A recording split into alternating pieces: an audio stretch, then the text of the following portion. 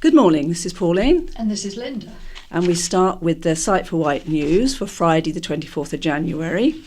Due to information not being supplied at time of talking news preparation by Island Roads, there is no scaffolding news this week. And now the Sight for Wight news. Tuesday, 28th of January. The swimming group are swimming at the Waterside Pool in Ryde from 8 p.m. till 8:45 p.m. The pool is closed to the public whilst the group swims. There are male and female volunteers to help you get in and out of the pool, as well as lifeguards to ensure your safety.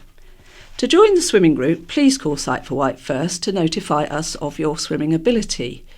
You need to register with the office at Millbrook House first to be able to swim with the group. Wednesday, 29th of January. The weekly coffee morning will be held at Millbrook House from 10 a.m. until 11:30 a.m. There will also be our low vision drop-in between 10 a.m. and 11:30 a.m. This is a weekly event to allow you to view and try the low vision equipment we have at Sight for Wight without the need for an appointment. Thursday, 30th of January. The Thursday social group are meeting at Millbrook House. The group meets from 10:30 a.m. till 2 p.m. Most Thursdays, with the help of volunteers, the group enjoy a number of activities, crosswords, catching up on news and trivia, knitting and crochet. They are currently making pom-poms for the rug. This very friendly mixed group also love to chat and enjoy lunch together. Later in the afternoon, volunteers come in and read to the group on different topics. If you'd like to join the group, then please contact the charity on 522205. Friday, 31st of January. The Striders group will be meeting for a circular walk in the Carisbrook area. Lunch is booked for 1 p.m. at the 8 Bells in Carisbrook. If you'd like to join the Striders group, then please contact the charity again on 522205, or you can email members@iwsb.org.uk. And now any other news. A stakeholder consultation meeting will be held on Tuesday the 11th of February from 10 a.m. to 1 p.m. All members will have received a letter of invitation about this before Christmas. For practical reasons, the total number of participants for this meeting is limited to 40, so if you would like to attend, please let us know by the 4th of February. If the event is oversubscribed, the names will be drawn from a hat. If you're unable to attend but would like to make any suggestions or observations for consideration, please contact us again by February the 4th. For those wishing to contribute by telephone, Member Services Assistant will be manning the phones for this purpose on Tuesday, the 28th of January, and Tuesday, the 4th of February, from 9:30 a.m. till 3 p.m. We look forward to hearing from you. February strollers. Please note that the date for the February strollers has changed from the 11th of February to the 4th of February. If you wish to join the strollers group, please contact the charity. Touch Tours. Joe Bresloff is a freelance artist educator who is very passionate about making arts and heritage venues accessible for everyone. She organises touch tours, which are friendly and informal opportunities for visually impaired people to have a hands-on experience, whenever possible, of some of the arts and heritage exhibitions and collections in both Southampton and Portsmouth. There will be a touch tours at God's House Tower Arts and Heritage Venue on Thursday the 6th of February 2020 from 10:30 a.m. until 12:30 p.m. and at Southampton City Art Gallery on Friday the 28th of February from 10:30 a.m. until 12:30 p.m. These events are both free, but places do need to be booked. To book a place, call Joe Bresloff on 0744 32 24 341. Our trustee Ruth Hollingshead will be attending the Touch Tour on the 6th of February with her guide dog Flora, and is happy to arrange to meet at the Red Jet Terminal in Cowes and walk to the venue, provided you can bring your own sighted guide or are independently mobile. To contact Ruth, please leave your details with Laura on 522205. Please be aware that Sight for Fight is not organising this event, and therefore no sighted guide support will be provided. Macular Society meeting in Southampton. The Macular Society holds a meeting for working-age people who are living with a macular condition in the local area, and our nearest one is in Southampton. The group meets at the Standing Order pub in Southampton, and the next get-together is on Saturday the 15th of February from 11 a.m. to 1 p.m. Our trustee, Ruth, will be travelling over with her guide dog via the Red Jet and walking up to the venue, which is about a 10-minute walk. If anyone would like to join her, then please leave your details with Laura on 522205, and she will then get in touch to arrange a time to meet at the Red Jet Terminal in Cowes. Please be aware that Sight for Wight is not organising this event, and therefore no sighted guide support will be provided. Pre-owned equipment for sale. We've been asked to advertise on behalf of a member a pre-loved Braille Pen 12 Touch. This is a Bluetooth Braille keyboard with Braille display designed for use by individuals who are blind or have low vision. This keyboard connects to a phone, netbook, PC or tablet. It allows the user to navigate an external device with a joystick, write SMS, browse the internet, complete 6-key entry into a Braille translator or simply type. The user can also switch between 6-dot and 8-dot Braille entries. The asking price is £100. If you are interested in purchasing this item or require more information, please call 01 983 522205 and ask for Laura. Freshwater Library Listening Reading Group. This group will be meeting on Tuesday the 28th of January from 11 a.m. to 12 noon. Please pass this information on to anyone who is interested. If you would like more information, please call on 752377, or you can email on anna.britton, that's BRITTON, at iow.gov.uk. RNIB Living with Sight Loss course.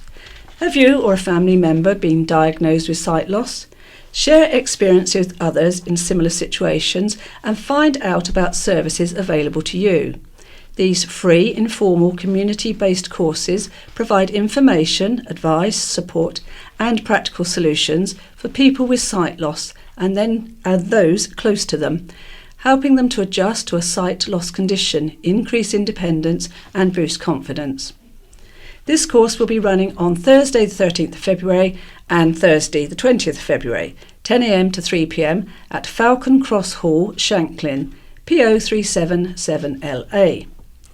To book your place, please call the RNIB on 0300 123 3933, or again you can email at iwslenquiries at rnib.org.uk. More information can be found at www.rnib.org.uk/living with sight loss. Accessible Activities and Services Day will be held at West Wight Sports and Community Centre on Saturday 14th of March from 10:30 a.m. to 3:30 p.m. All are welcome. Admission is free of charge. For further details, phone 752 168 or email info@westwight.org.uk.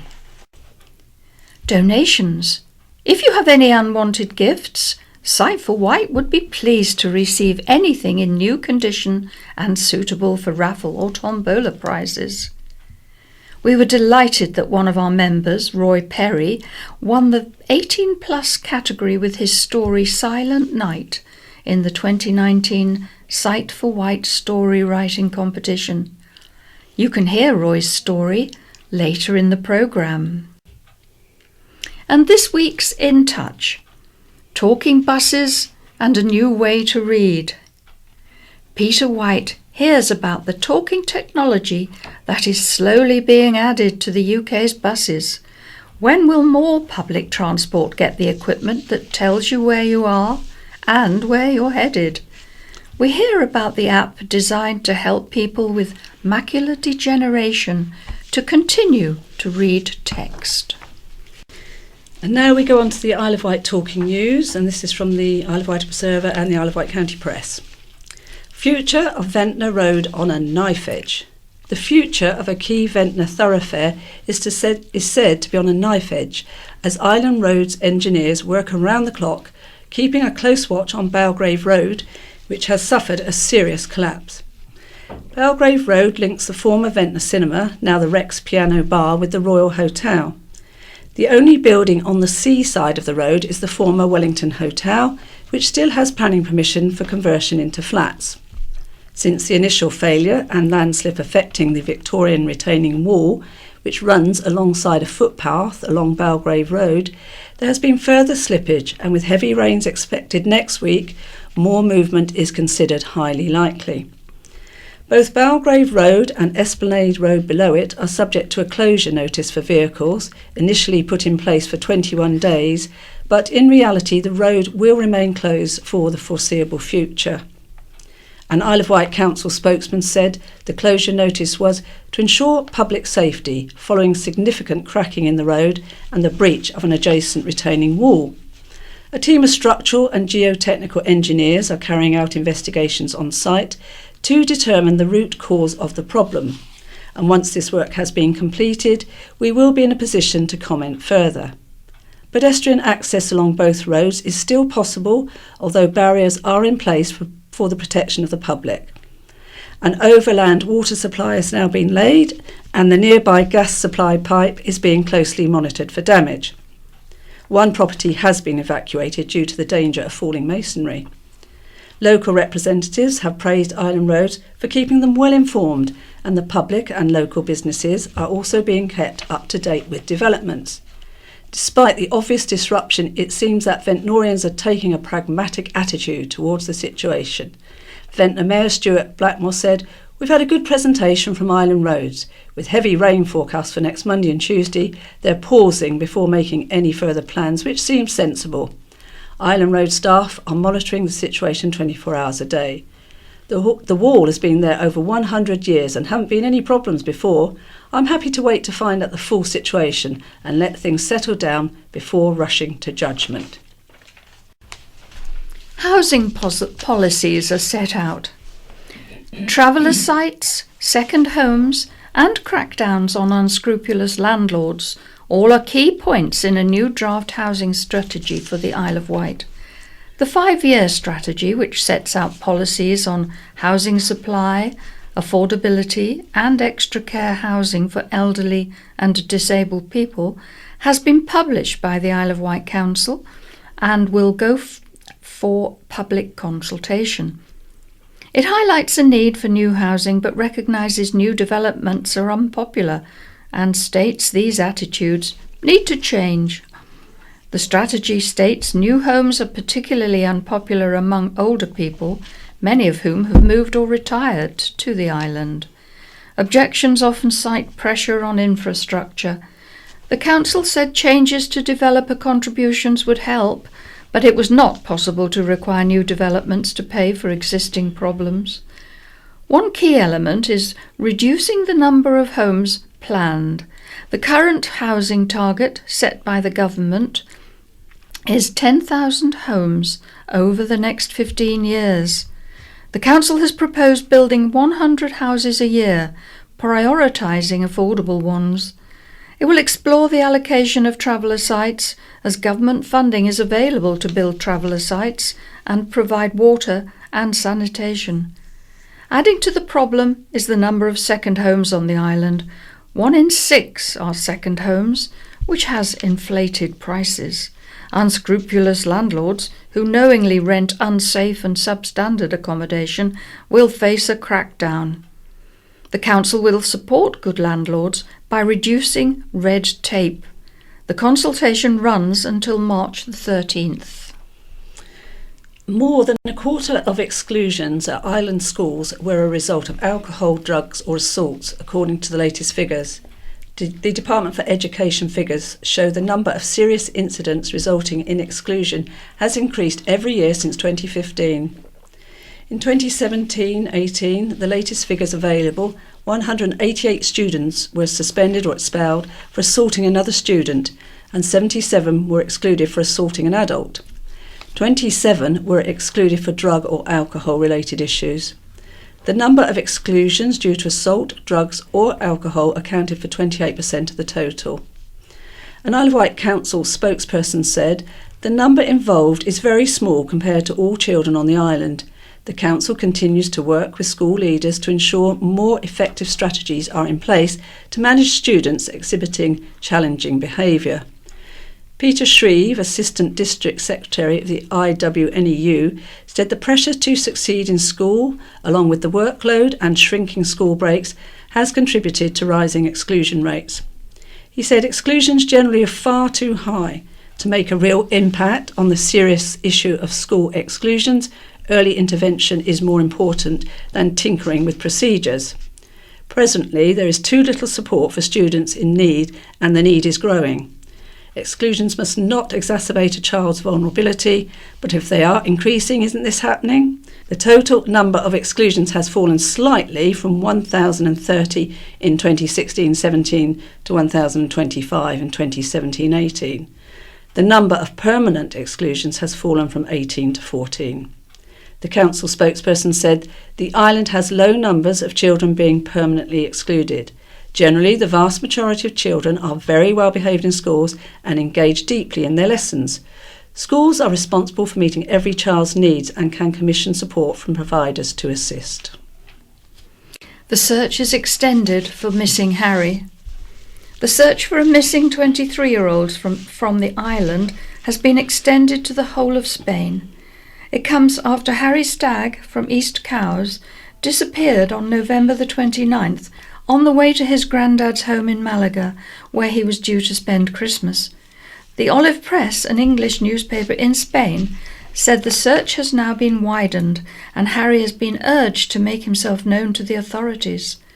A source told the paper, "Please, if anyone sees him, tell them to call the local Guardia Civil. We want to stop looking for someone who wants to stay travelling." His mum, postwoman Susan Stagg, has pleaded with him to return home. "Just tell him his mum and family are very worried about him. I'll be 51 next week, so it would be nice if he could ring me on my birthday. There is a possibility Harry doesn't have a clue people are worried." Harry has a 19-year-old brother Eddie and a sister Peggy, 17. This week there have been 2 reported sightings of Harry by British expats in Andalusia. He is described as pale, 6 foot 2 inches, with dark brown, has shaggy hair and dark brown green eyes. As reported, Harry was due to spend Christmas and New Year's Eve at his granddad's house, but he never made it. He set off without a mobile phone and is believed to have travelled through France until he met a friend, Kim Mucha. They became separated once they crossed the border into Spain and had no way of contacting one another. On November the 29th, Harry phoned home to the Isle of Wight from a police station in Huesca. Since he has gone missing, his family have received a new bank card in the post on the Isle of Wight. His aunt, Paula Morris, 49, told the Olive Press it was the first or second time Harry had left the Isle of Wight alone. He was travelling. He was just doing what kids do. He likes computers and things. He's not really adventurous, and he's probably the shyest of his family. The Isle of Wight has made it to the shortlist in a major national awards competition. The BBC Country Farm Magazine Awards shortlist has been announced, with the island nominated for one of the top accolades, Holiday Destination of the Year. The winner will be decided by a public vote, and Visit Isle of Wight is asking islanders to vote for the island to take the top prize. In the 2018 Countryfile Magazine Awards, the island won over the public in 2 categories of Best British Beach and Best Village, with Sandown Bay and Bembridge taking the majority of votes in the high-profile competition. Will Miles, MD at Visit Isle of Wight, said, "We who are lucky enough to live here know that the Isle of Wight is an incredible place. There is something for the visitor all year round, from fantastic beaches, amazing events, brilliant attractions, beautiful towns and villages." Will believes that the competition will be fierce and issued this rallying cry: "We're up against some tough competition from Anglesey, Essex, the Severn Valley and Orkney, so we can't sit back and hope we win. That's not what we do here on the Isle of Wight. We need to get everyone behind us. We need everyone to vote for the Isle of Wight. So get onto the BBC Countryfile website and vote for the Isle of Wight, because we all know that we are the holiday destination of Britain." A new 14-bed unit has been opened at St Mary's Hospital following a £1.2 million investment to help ease winter pressures. The unit opened last week with funding from NHS England and NHS Improvement to provide extra beds and home care support. The Isle of Wight NHS Trust has struggled to provide enough beds over the winter above its 214-bed capacity. The nurse-led community unit at the former Compton ward will help tackle that demand by providing patients with a period of rest and recuperation before they leave, with nurses working alongside Age UK and Living Well staff. It has a large day room and group dining table for those patients who have been medically discharged from hospital and referred to the community unit. It will also serve as a stopgap for patients awaiting social care support or a care home placement to improve their mobility before going home. Trust Nursing Director Alice Webster said, "This is fantastic news for our patients and the wider community. Investing in community services is one of our top priorities because it will help people to live healthy and independent lives. Hospitals are very busy places during the winter months, and we want to do everything that we possibly can to help make sure that people are supported to leave hospital as soon as they are able to. We're looking forward to seeing the positive difference that this new unit will make for our community." In autumn, the local care board invested £800,000 in community services to avoid hospital admissions. In a move that has delighted many loyal customers, a last-minute deal between troubled high street retailer Marche and the landlord of their Newport store has saved 7 jobs, with the shop now set to stay open. Although the national fashion retailer has been in administration since October, clothing chain Peacocks are planning to take over the business as a going concern, but cutting costs to make their plans viable. Signs displayed in Newport's High Street store confirmed it was closing, and the close-knit team of 7 staff had resigned themselves to losing their jobs. However, so close was their bond that they vowed to stay together until the bitter end. They worked to help customers, many of whom had become friends, to find bargains in the closing down sale while saying their goodbyes. Aware that the company had been seeking to renegotiate the rent but with no progress made, all 7 went to work an emotional final shift on Monday. Shortly before locking the doors for the final time, a call came through from head office telling them to report for work the following day. However, it was not until the next morning that they received the call telling them that an 11th hour deal had been reached and their jobs saved. They were to take closure notices down. Unable to hide their emotions, one customer was so caught up in the happiness and relief that she went out and bought a large bottle of Prosecco to help them celebrate. Another happy customer, who declined to be named, said, "I've been coming in since the store opened over 5 years ago, and most of the girls have been here since then. They're always so friendly and helpful, even when they knew that they were all going to lose their jobs. This is such great news, and I'm sure they will make a success of whatever comes their way. They're a great little team." Following news last September that 1,000 jobs are to be shed worldwide by GKN Aerospace as part of a restructuring package, it was announced yesterday that 37 contract workers have been let go at their East Cowes site because of the production suspension of the Boeing 737 MAX. There is no certainty over the future of the other 67 employees who are currently working on the project. A spokesman for GKN said that they had released contract workers to try to protect their permanent workforce and hope to manage any further impact through normal turnover, but they could not rule out additional impact. Island Rose has worked with HUK Isle of Wight to produce a short film showing how to use the new Puffin pedestrian crossings. Puffin crossings utilise the latest technology to ensure pedestrians are as safe as possible crossing the road, while at the same time traffic is kept flowing freely. But while such crossings are commonplace across the UK, some people, particularly older people, have reported finding them difficult to use. There is a new film with subtitles showing viewers how to use the new Puffin crossings and points out the features designed to make crossing easier for those with mobility and access issues. The film script was agreed with Age UK IW and Age Friendly Island Forum member Elinid, who volunteered to be the star of the 2-minute film. Ian Thornton, Island Road's Streetworks manager, said, "Like most things that are new, the Puffin crossings have taken a little while to get used to. After hearing that people were experiencing issues, we asked Age UK IW if they thought a short information film would be helpful, and if so, whether they would like to assist with it. We were very pleased they quickly agreed to work with us on the project. We'd like to thank Age UK IW and particularly Helen and Elinid for their assistance, and we hope the film proves useful." Isle of Wight residents are being encouraged to buy medication for minor health concerns directly from a local pharmacy or supermarket rather than seek a prescription. The call follows guidance issued by NHS England asking clinicians across England not to prescribe over-the-counter medicines for the treatment of a range of minor ailments.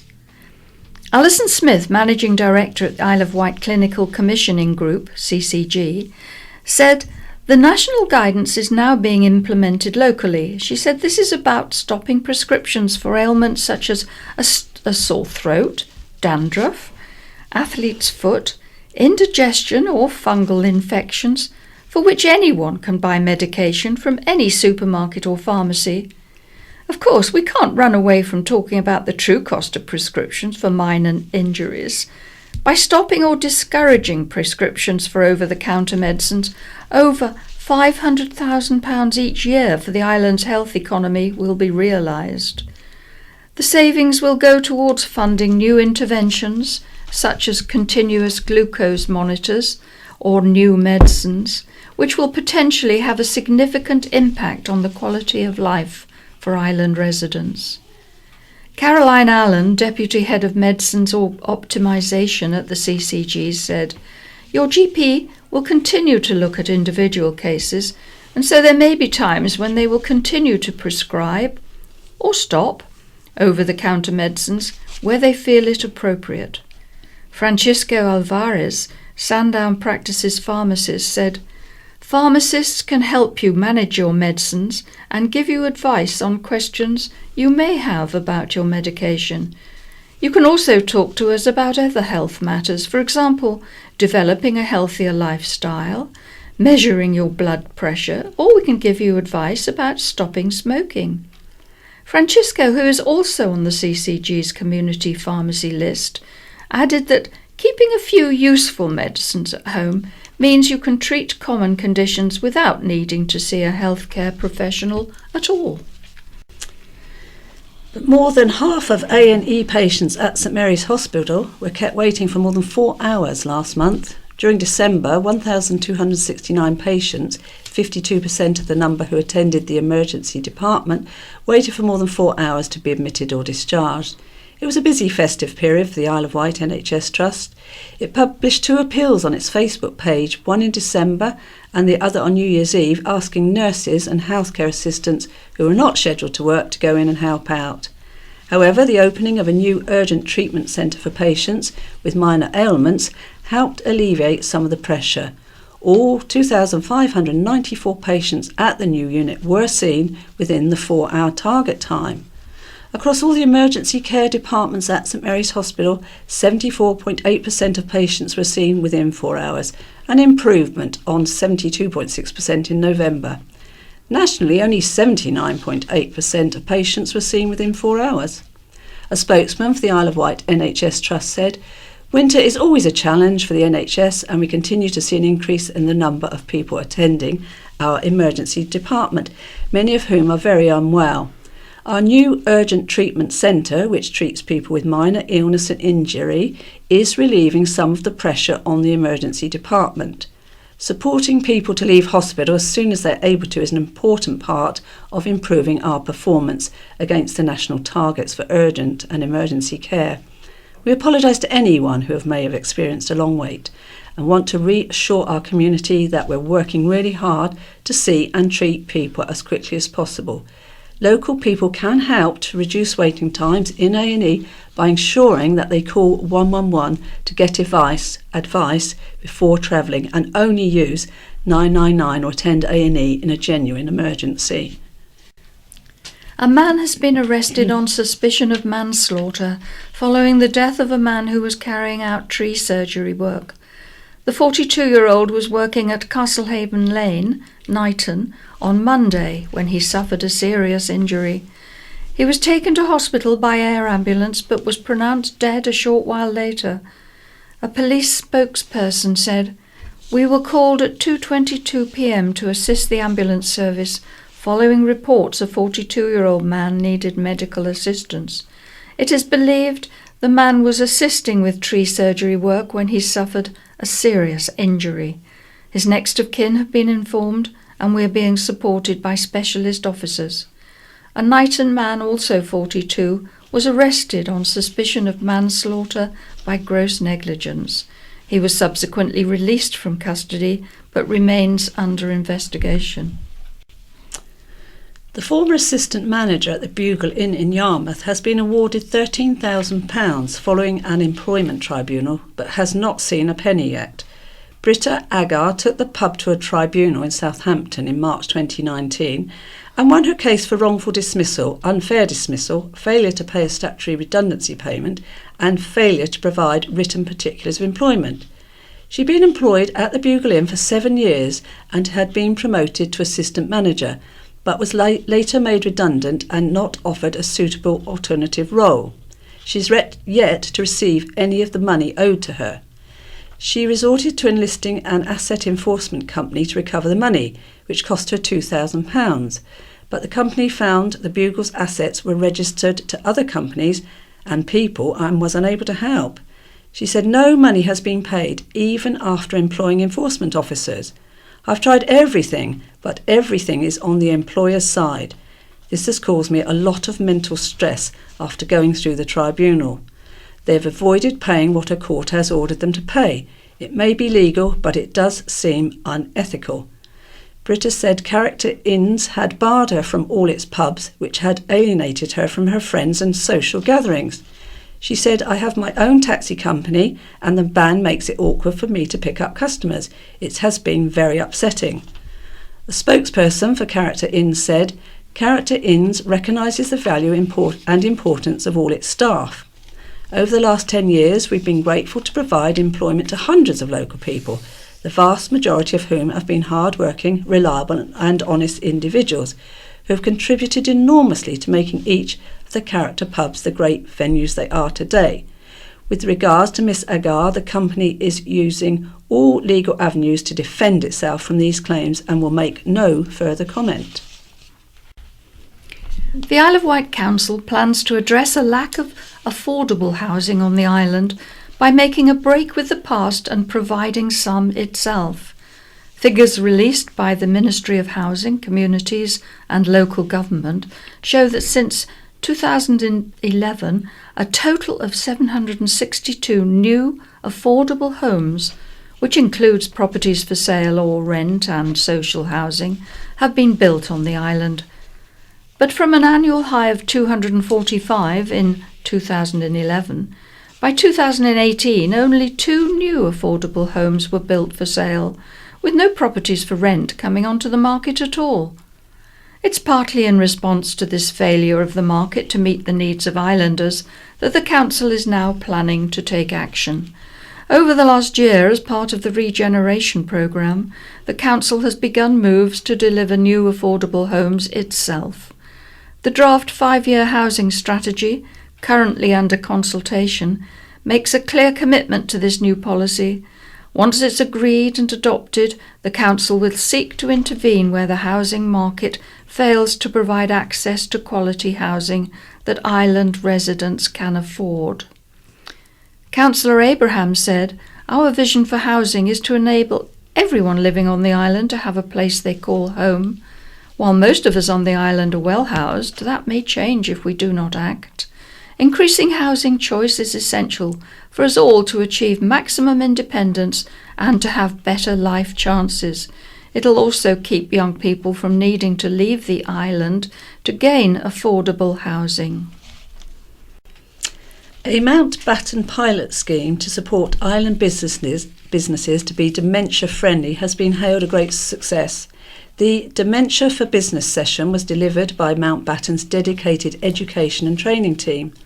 Dementia is now the biggest cause of death in the UK, and as experts in supporting people at the end of life, Mountbatten is committed to continuing to lead on developing suitable services for our island community, as well as supporting and educating partners to deliver care to those who need it. The first group who benefited from the session were from Precision Painters and Decorators, Hose Roads Dixon, DWP, Island Roads and Minted Cleaning Company. Linda Prendergast, Education and Learning Facilitator Practitioner at Mountbatten, said, "With the number of people living with dementia set to rise by over 1 million by 2025, it's so important that we consider how it can have an impact on the daily lives of people living with the disease. The organisations that have trained with us have told us that they will now be more aware of the needs of customers who show signs of dementia, making sure they empathise and take time to be patient. The course received excellent feedback from delegates, and it is hoped it can be included in Mountbatten's regular programme of education and training. Any businesses which would be interested in taking part in future Dementia for Business training can contact the education and training team at Mountbatten on 529511. As the leading provider of specialist end-of-life care training on the Isle of Wight, Mountbatten offers a range of courses which are suitable for anyone working in the health and social sector. Walking Angels, providing support to caregivers and putting them in touch with islanders in need of their services, is celebrating the launch of its new website. The company acts as a membership hub for carers, healthcare assistants, personal assistants and general care staff, providing information, training, group counselling, networking events and a variety of valuable discounts to members. Islanders weary of paying high rates for care can advertise their needs for free, with Walking Angels members fed up of seeing their clients charged fees well in excess of what they receive at the end of the month, able to get in touch with them directly. Carly Harding, Managing Director of the new service, describes it as cutting out the middlemen. Carly, a former carer herself, said, "I know that for the caring community there are many challenges and lonely times, as well as heart-melting and memorable ones. After moving to the Isle of Wight to be near a family, my partner Andy and I decided it was time to give something back to hard-working care workers, and we worked tirelessly to build our membership programme, making it both affordable and valuable. Membership is open to all carers, both paid and unpaid. Discounts on DRB checks and insurance are available through Walking Angels for those who need it, along with friendly help and advice on setting out working directly for private clients as a carer. Visit walkingangels.co.uk for further information." Lobster washes up at Yarmouth shore. A huge unknown mammal, possibly an organic mass known as a globster, has washed up on the shore at Yarmouth. The creature was spotted near the pier last week by local resident Tim Carter, who was walking his dog Winnie. He said, "At first I thought it was Parmore, so I pulled back Winnie to keep her away from it. But then I had a closer look and it seemed to be covered in fibres like hair. It was huge. My photos didn't do it justice. A globster is a generic term for an unidentified organic mass that washes up on the shores, which usually turns out to be the remains of a mammal of some kind." An Isle of Wight Council spokesperson said, "This winter there have been a number of dead marine animals washed up on the shore in the storms. Anyone who finds one can report it to us, and we will either clear it away if it's on a beach we manage or report it to the responsible owner." Eco-conscious islanders are among the country's top recyclers. In a new government report, the Isle of Wight was ranked 36 out of 345 local authorities, close to the top 10%. The percentage of household waste sent for recycling or composting was 55.7% in 2018 to 19, an improvement on 53.4% the previous year. Isle of Wight Council Cabinet members for Waste and Recycling Management, Councillor Steve Hastings, said this is excellent news and goes to show what a terrific commitment our residents are making to recycling. I'd like to say a big thank you. Natasha Dix, Strategic Manager for Waste and Environment, said, "While we're delighted to be considerably ahead of the national average of 45.1%, we remain determined and dedicated to achieve our goal of zero non-essential waste to landfill and fully maximising recycling. We also continue to need islanders' full support in reducing the amount of household waste per person, encouraging people to think more before they buy, and to ensure they recycle in the correct way." Ofsted inspectors have found Carisbrook College is improving, but not all pupils are getting the same opportunities. Following an inspection carried out in December, the college has retained its overall rating of requires improvement. It has been rated as good in 2 categories: students' behaviour and attitude, and leadership and management. Inspectors found students' learning had improved but remained variable in quality. Standards had improved in maths, but students struggled with more challenging English texts.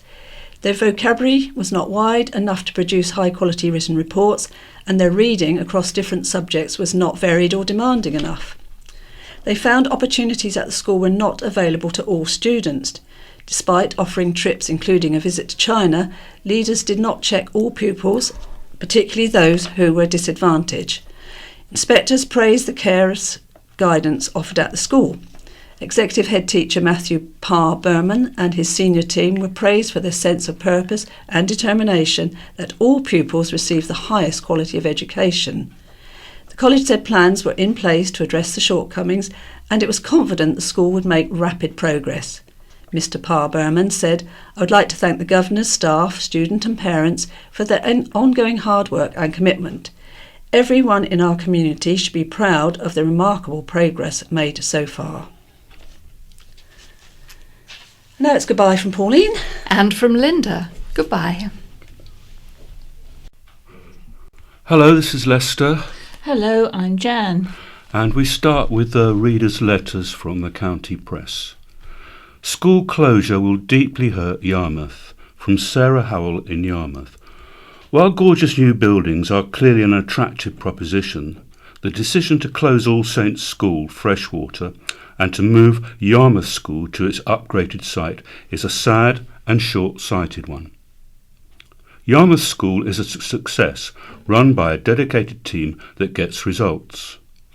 But there's far more to lose even than putting this achievement at risk by such upheaval. 2 communities will be wrecked. Pupils at All Saints will be split from their friends during time of relocation, a long time in a child's life. But more, the town of Yarmouth will lose its bedrock, the next generation, and the inevitable will happen. It will turn fully into a town of second homes, barren during much of the year and bereft of young families. Consider what will be lost. Community activities in town and in which all ages participate. Singing with all generations.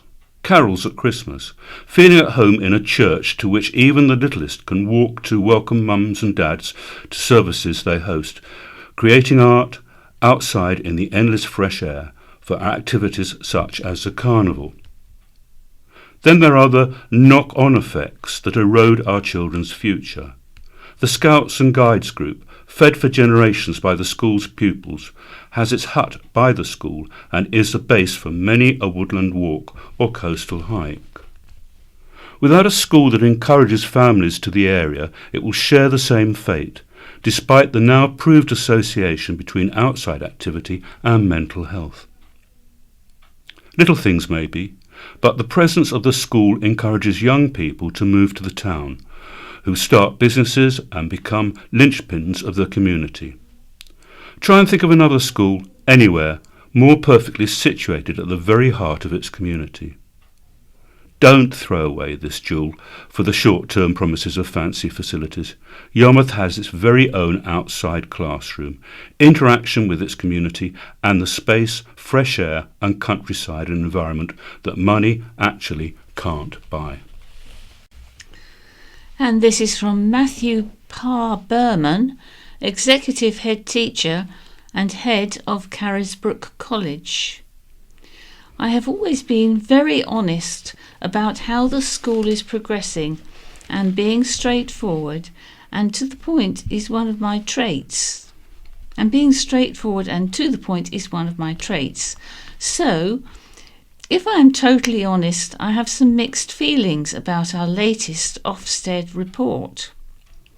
Firstly, I think it is very accurate, and the inspection team genuinely saw the school as it truly is. I have not always had that feeling about Ofsted reports, but this one is definitely spot on. I am frustrated we have not yet got to the good rating that we all desire, and overall we have remained as requires improvement. For me, this is not something I'm at all happy with, and I am even more determined that we continue to improve. However, it is clear from the very first line of the report that we have improved in virtually every area, and we are knocking on the door of good. The 4 judgments Ofsted make are incredibly broad, and while in 2017 I believe the school just scraped into requires improvement, it is clear from reading the 2019 report that we are very close to good, but just not quite there yet. This is also in the context of a tougher new inspection framework and rigorous scrutiny. What I am most pleased about is that inspectors saw us as we are. We did not try to hide anything, and students were honest about what they said. I would urge everyone to please read the whole report rather than snippets and quotes. The narrative and tone of the report is overwhelmingly positive, and this is reflective of our progress. We know exactly what we need to do to continue this progress, and although currently a little disappointed, we are all positive and ambitious for the future. If anyone wishes to discuss the content of the report with me personally, please contact the school to make an appointment. I am more than happy to go over this with anyone who wishes. Undercliff risks, and this is from Paul Simmons at St Lawrence. I'm writing in response to Undercliff funding bid, County Press 1701-2020. This is complete madness and demonstrates how irresponsible the Isle of Wight Council are in submitting a funding bid to reopen the Undercliff Drive. To say 58% of the respondents following a meaningless public consultation are in favour of the reinstatement does not reflect the majority view, as In reality, the results of a worthless survey carried out in the summer represented less than 0.5% of the island's population. Therefore, the council is wrongly using this as a propaganda tool, led by Councillor Dave Stewart, to get the road reopened.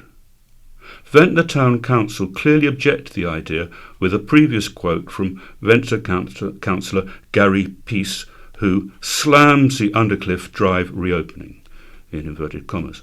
Naturally, there will always be mixed emotions about reopening the road or not, but the evidence is clear that the status quo needs to remain. The Undercliff Drive is acknowledged as the largest urban landslide complex in northern Europe, is prone to landslip and subsidence, as evidenced historically and more recently with a mudslide in 2001, a major movement in 2014 following heavy rain. It is also a legally protected site of special scientific interest.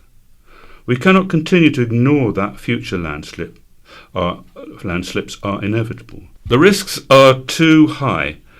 Any investment in reinstating the road would represent misappropriation of public money, as well as the Isle of Wight Council reneging on their responsibilities to island residents.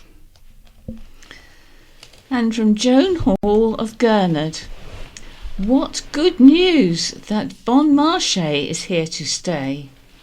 The best news in the whole of dismal January. Congratulations to all staff, past and present. It's been a very traumatic few months as we have held our breath.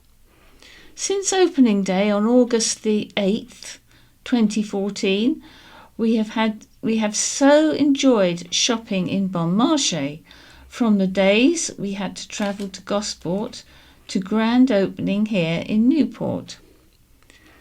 Thank you to all the ladies, mostly WI, who joined me in badgering Marche to come to the island. Thank you to the landlord and owner, Philip Day, for negotiating rent, etc., and allowing us to indulge in some more retail therapy and very exceptional, affordable fashion. We are all looking forward to flooding the shop with customers. Bravo for John, from Rita Boffin in Knighton. So Jon Moreno has the sheer effrontery to criticise the mighty Apollo Theatre's latest production, County Press 10/01/2020. Well, good for him. Yes, the Apollo has high standards, but it is not beyond criticism, despite the fact that it believes it can do no wrong. Other island amateur drama groups too face criticism from time to time, but seldom do they complain. It is an observable fact that while a critical report is dismissed with, well, what do they know about it, a positive complimentary report is lapped up with enthusiasm. Do I detect conflicting standards? I am an Apollo member and am impressed with our productions, but not to the extent that we should ignore the occasional slap. It is just this that keeps us on our toes. Keep it up, John. It hurts, but it's good for us, even if we don't agree. And this is from Ian Hearn of Newport. Dear Editor, if there's one establishment where it is essential to have a 5-star hygiene and safety rating, then it's a hospital. To have allowed standards to deteriorate to 1 star, only for this to be identified by an external inspection, is unforgivable. Let's not get too excited by the newly awarded 4-star hygiene and safety rating. One needs to be mindful that standards have not only to be maintained but also improved. Similarly, the recently hyped announcement of a new 14-bed ward, increasing St Mary's bed capacity from 214 to 228, needs to be seen in the context of the hospital's previous 234-bed provision a few years ago, when it entered special measures. A very big difference. Dear Editor, the cost of crossing the Solent seems to be a constant source of complaint for islanders and visitors alike. I have visited Estonia on a number of occasions, travelling to the island of Saaremaa in the Baltic Sea, and thought the following might be of interest. The crossing from Virtsu on the mainland to Korvisati, I hope, on the island of Mulu, with a causeway at Saaremaa, is roughly the same distance as from Lymington to Yarmouth, and the ferry vessels are very similar to White Links, with food and drink available on board, including cooked breakfasts. The fare one way for a normal car is €8.40. That's £7.15. Discounted fares for the over 65s and residents of Saaremaa and Muhu are €3.40. That's £2.90 in sterling, with further discounts for disabled and carers. Car and foot passenger fares one way are €3, £2.56, half price for over 65 and residents. Just a bit of food for thought on a dark January day, and that's from Alan Neal of Shanklin. And from Mike Chandler of Newport, I think Graham Lachelle, in brackets, County Press letters 10th of the 1st, 20, end of bracket, is being extremely hopeful if he thinks he can generate a useful discussion regarding world population, i.e. too many people. There can be no doubt the explosion in population during recent decades is putting unsustainable pressure on the world's natural resources, but this is unfortunately a subject no politician or world leader dare mention. And we move on to White Memories. A toast to Ron Smith, a fulsome, heroic life, and this is by Ray Falk. We have received very sad news of the passing of Ron Turner Smith. He died aged 95 on Boxing Day after a long illness. I first met the engineer, politician, construction supremo when I was a teenage political activist. He was the only Labour Party activist in the West Wight, and together we would trundle around the estate collecting Labour Party subs on Sunday mornings. Ron soon became a printing customer of mine for his Totland-based factory, Turner Smith Engineering Limited. When I set up my printing business, Solent G, in 1967, following my employment at the Isle of Wight County Press, I took over his small workshop behind his flat on Totland Broadway. Turner, as we always called him, not only the name of his firm of lathe turners, but the maiden name of his wife, Audrey, moved to his new factory in Yarmouth. Before long, he handed over the flat itself to me and my family, having built his own house in Weston Road. Ron became a minority partner in Solent G. We became firm friends, and he, being a generation older, acted as something of a mentor. He very generously introduced me to his engineering customers, most of whom had printing requirements.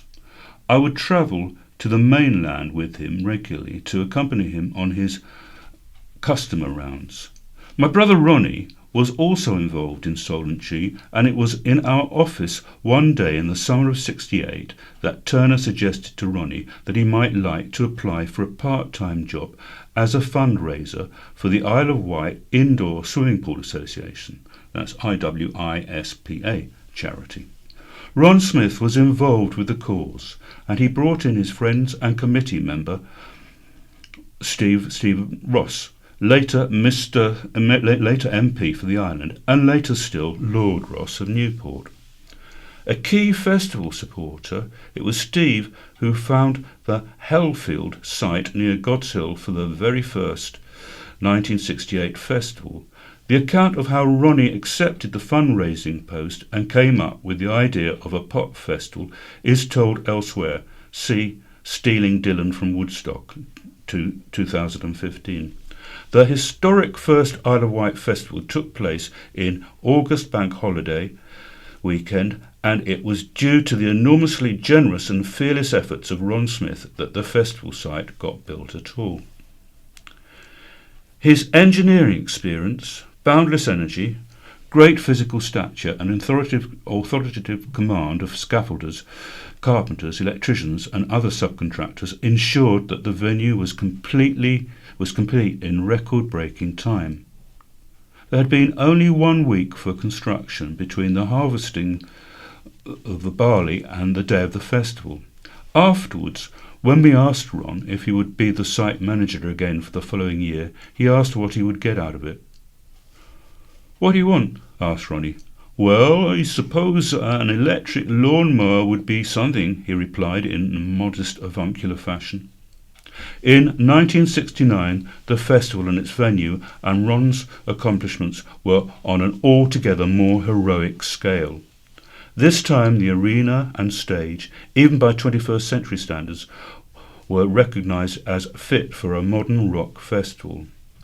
Our site manager surpassed himself, only to go massively further in 1970, building the gigantic site for what would become the world's biggest rock festival.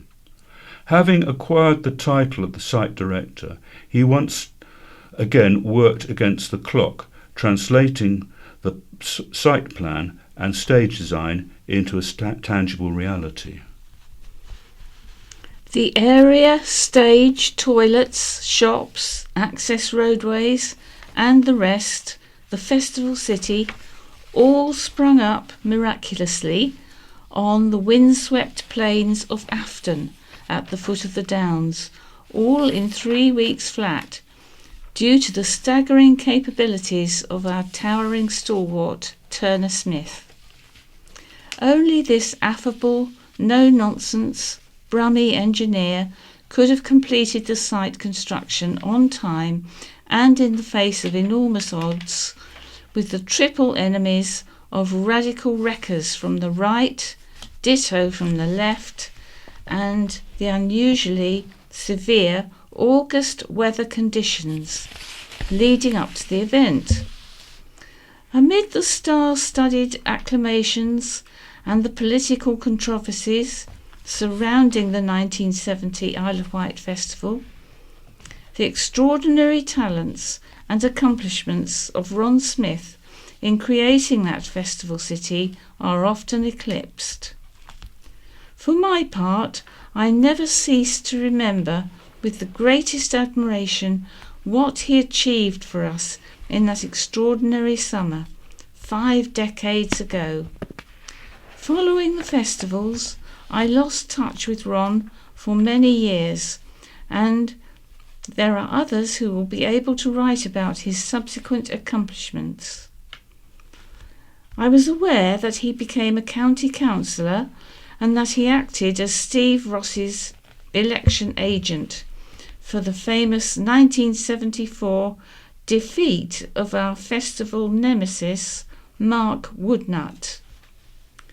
Ron threw his lot in with the Liberals to form an early-day Democratic alliance, with his presence as a well-known Labour man helping persuade erstwhile Labour voters to support the Liberal candidate. The victory for the Liberal left was stupendous. I did catch up with Ron while he was organising the restoration of the imperilled Dimbler Lodge, salvaging the historic house and restoring it to the splendid working monument it is today.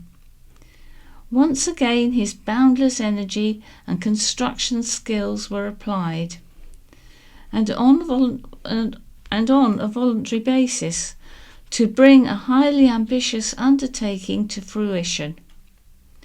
Ron also had a hand in the eventual creation of the indoor swimming pool in the West Wight, coming full circle from the 1968 IWISPA fundraising effort and its association with the first Isle of Wight Festival.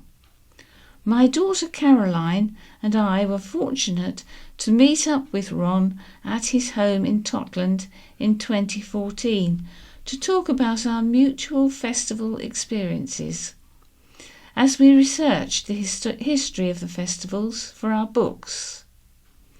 Sadly, Audrey has already passed away after a long illness and a residency in Totland's Inglefield Nursing Home, our former office HQ for the Isle of Wight festivals, and where Ron was able to spend time with her every day. How strange it must have seemed to the former site director to find himself in Inglefield for that purpose. I raise a toast to Ron Turner-Smith for, after a long, fulsome, heroic life, rest in peace, sport. And this is the David Holmes column. And the heading is Love is Battling It Out on Twitter. I've given up watching TV. There's too much choice these days and I'm no longer sure which remote does what. Terrestrial, Netflix, Sky, BT Sport, Betamax, DVD. It's all ridiculously confusing. Without wasting time in front of the actual set, social media lets me know what's going on. For example, 2 minutes of The Masked Singer was enough to know its utter codswallop. C-list celebrities singing badly in daft costumes. Love Island doesn't do it for me either. The last thing I want to see are beautiful young people getting it on with each other. I had enough of that at school.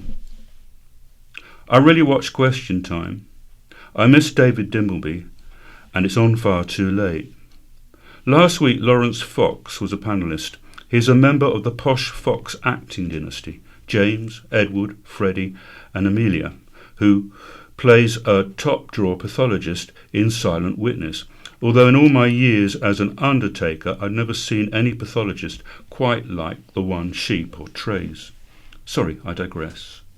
Lawrence Fox played the well-educated sidekick to Inspector Lewis, who you will recall once played Morse's assistant, Geordie, Sergeant Lewis, who used to chew the fat over a pint in the pub with the more cerebral Morse. After John Thor's untimely demise, the Morse show's cast and crew lost their jobs. To save them, ITV created Lewis instead. Demonstrating what a small world these celebrities inhabit, Lawrence Fox was married to pop star Billie Piper, who also married DJ Chris Evans, although the marriages were not concurrent. As a panellist on Question Time, actor turned singer, Lawrence claimed Britain is just lovely and definitely doesn't have a racist attitude to the now ex-royal Meghan Wales. This upset a woman in the audience who responded calling Lawrence a privileged white upper-class actor. This rattled him, so he said that was racist because white public school educated actors are a minority group and in any case, he's just bored of racism. Just like our MP, Lawrence attended a frightfully posh Harrow school before winning a place at RADA. I'm not certain what became of Bob Seeley after Harrow. He now plays guitar, but RADA seems most unlikely. He did pop up in Parliament last week. Siding with the USA, he strongly urged Boris not to include the Chinese tech firm Huawei in our new 5G network, in case they spy on us. Do you think this outburst puts our precious island deal in jeopardy? Does he know something MI5 doesn't? Has he been briefed by the CIA? Sometime pop star Lily Allen has a famous actor father, Keith, and also attended public school.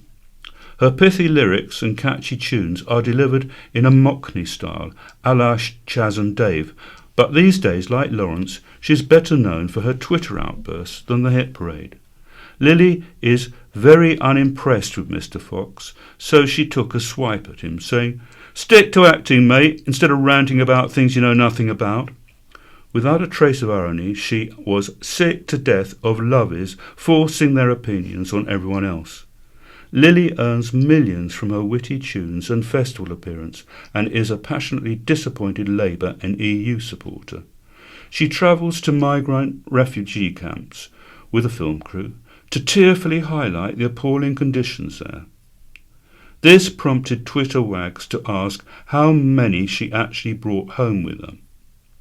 Regardless of class and background, before the next council elections, we must all become tweeters. There's clearly more fun to be had than there is watching TV. And there's a few things on at the moment, few events. First one, artists focus in new screenings. A film adaptation of a Donna Tartt bestseller and a Richard Jones opera is on the Art House agenda this week. On Tuesday, Ventnor Arts Club will screen the film adaptation of Donna Tartt's globally acclaimed bestseller The Goldfinch at 7:30 p.m. Theodore Decker is just 13 years old when his mother is killed in a bombing at the Metropolitan Museum of Art. The tragedy changes the course of his life, sending him on a stirring odyssey of grief and guilt, reinvention and redemption, and even love. Through it all, he holds on to one tangible piece of hope from that terrible day, a painting of a tiny bird chained to its perch, the goldfinch. On Wednesday, the club is showing a live broadcast of Richard Jones's La Bohème from the Royal Opera House, starting at 7:30 p.m. The club screening on Thursday will be Mrs. Lowry and Son at 7:30 p.m. A drama about British artist Ellis Lowry, played by Timothy Spall. Hidden heroes of historic Ryde. Throughout the island's history, there have been fascinating and inspiring people who have had a remarkable impact on the island, many of them unknown to those who live or visit today.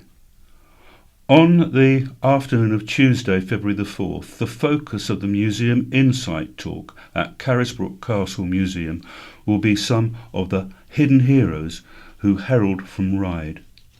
These notables include Augustus Vernon Harcourt, a professor of chemistry at Oxford, who is thought to be the inspiration behind the White Knight in Alice Through the Looking Glass.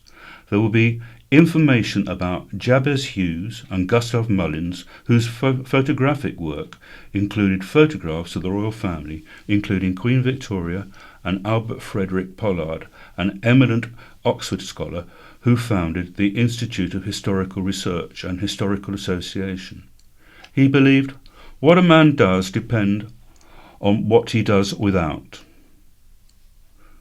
Anyone familiar with the street and place names of Ryde may be interested to discover more about how some of these names originated. For example, Harcourt Sands and Gassiot Green. The session will be led by Nick Minns, with participation from other speakers. The afternoon will also give the opportunity to see items from the museum's extensive local collections relating to these notable people from Ryde. Keen quizzers will doubtless enjoy the Ryde-based quiz available on the day. Now, to book your place or find out more about Carisbrook Castle Museum's winter programme of talks, please contact the museum by emailing info@, and then Carisbrook Castle Museum. That's all in lowercase, all bunched up together. Carisbrook Castle Museum.org.uk, or perhaps easier, or call 01983 523 112. 523 112. Booking is essential. Tickets cost £8 and include refreshments. The West Wight 60s tribute group, the Elderberries, are planning to put on another show in aid of two charities, Action for ME and Wessex Cancer Trust Daisy Bus Appeal. Members of the group will be performing plenty of foot-tapping tunes from the popular 1960s era. The programme will include hits by Cliff Richard, the Beatles, Billy Fury and more. There will also be a bar facilities, refreshments and a raffle. And that's on the 1st of February at 7:30 p.m. at the Memorial Hall, Avenue Road, Freshwater. And South Wight, Sandown and District Historical Association invite you to browse through our archives of old photographs on Wednesday at the Methodist Church, York Road, Sandown. Doors open at 7 p.m. Members and non-members welcome. Non-members, it costs £1.50. And at Cineworld, there is a film, 1917. Amid the anarchic chaos of the First World War, two young British soldiers are tasked with carrying a critical warning message across enemy territory in a bid to save the lives of 1,600 men. And Bombshell is a revealing look inside the most powerful and controversial media empire of all time, and the explosive story of the women who brought down the infamous man who created it. Also on is Jumanji, The Next Level. In Jumanji, The Next Level, the gang is back, but the game has changed. As they return to Jumanji to rescue one of their own, they discover that nothing is as they expect. And at Leo Leisure in Ryde, they are screening Little Women. Four sisters must navigate through their young adulthood as they find their place in the world after the American Civil War. But there might just be more to life than finding love and settling down. Also at Leo Leisure Ride, Bad Boys for Life. Marcus and Mike have to confront new issues, career changes and midlife crises as they join the newly created elite team AMO of the Miami Police Department to take down the ruthless Armando Armas, the vicious leader of a Miami drug cartel. And also there's the film Cats. As the Jellicoe Ball approaches, a group of cats must decide among themselves who should ascend to the heaviside layer for a new, better life. And I'll just go through some of the events at the Leisure Centre at Medina Theatre.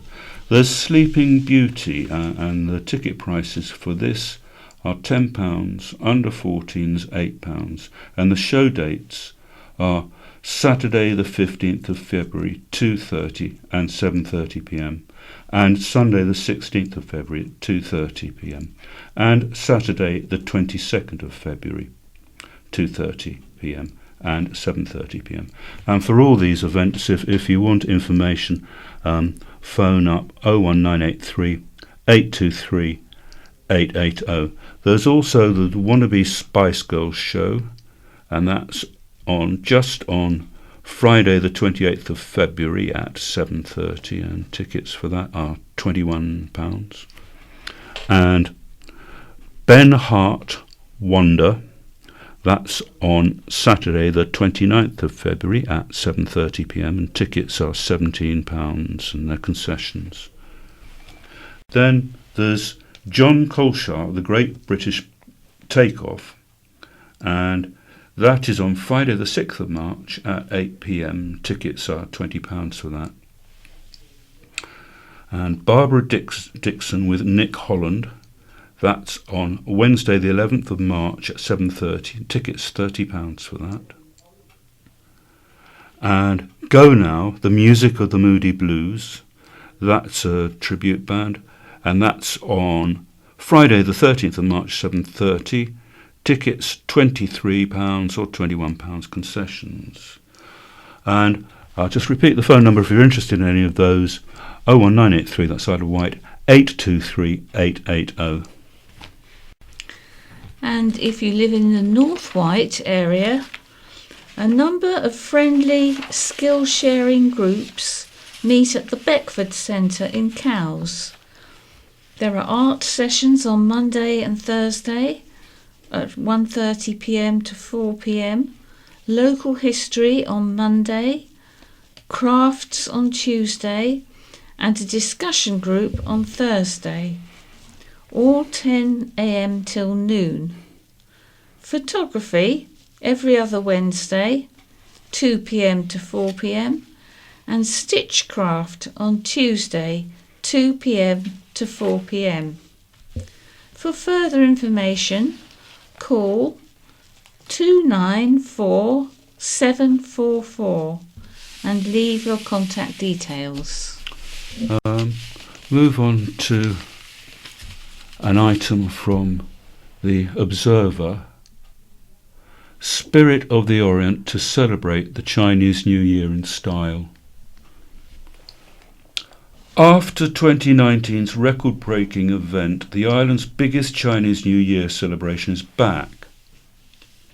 Experience the vibrancy, colour and flavours of China's famous festival at Robin Hill this February half-term, with a dazzling array of award-winning illuminations and entertainment.